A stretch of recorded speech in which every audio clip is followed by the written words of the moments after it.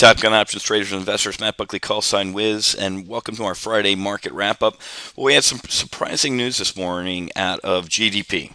I've been saying all week that GDP was going to be a very interesting report. Are we going to hang out in the anemic ones, or is this going to go up a little bit? And we actually saw GDP rise to about 2% from the anemic ones. Other than that, Mrs. Lincoln, how was the play? I mean, obviously I said a rise would probably be good for the market, but look at what happened down here with University of Michigan consumer sentiment. It actually came in a little bit weaker. And a lot of the third quarter numbers for GDP, once you really take them apart, this headline is exactly right. Consumer spending is kind of driving the economy, but business spending is not. And that never works, okay? Because consumers are actually employees, right? And if businesses aren't spending, then we're in trouble. So defense spending was involved in that, a little bit, spending with the consumer.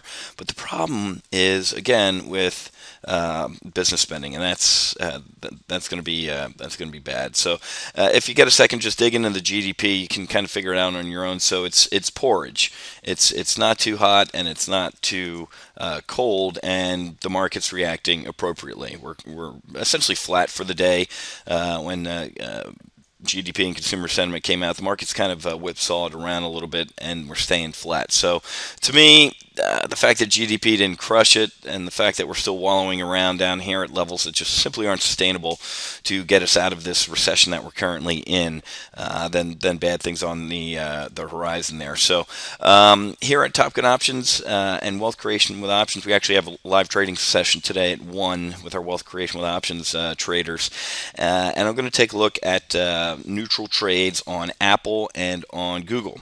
And I'm going to take a look at Amazon too, because the tablet wars are really starting to heat up.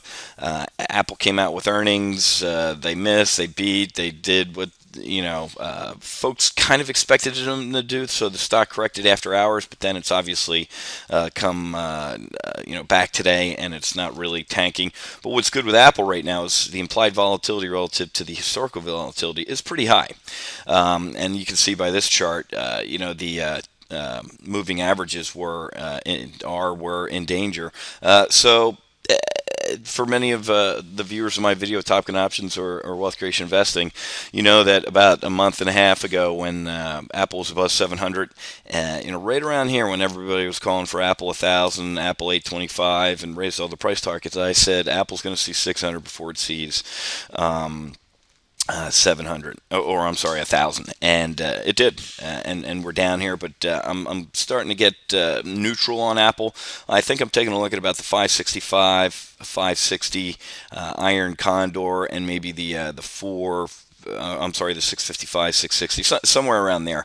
A nice, probably about 40 wide wings. It's a nice high probability Iron Condor, about 68% probability of finishing between the uprights there and taking in a credit with 20 contracts of about $2,400. So gonna blast that out to my traders here in a little bit, and then like I said, I'm going to take a look at Amazon during our live trading session here in a little bit as well. So there we go.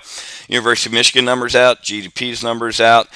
This obviously I talked about that I was going to be looking at as well. Spanish unemployment rate. Look at that, folks. I mean, 25%.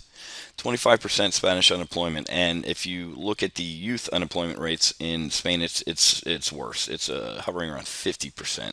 So this is not good news out of Europe, and that kind of lets us know that the clown car is still zipping around over there in Europe. Okay, so I got to get going, blast out a trade to my subscribers here, and then do some live trading later in the day. So have a great Friday, have a great weekend, and I'll see you for Monday's market outlook.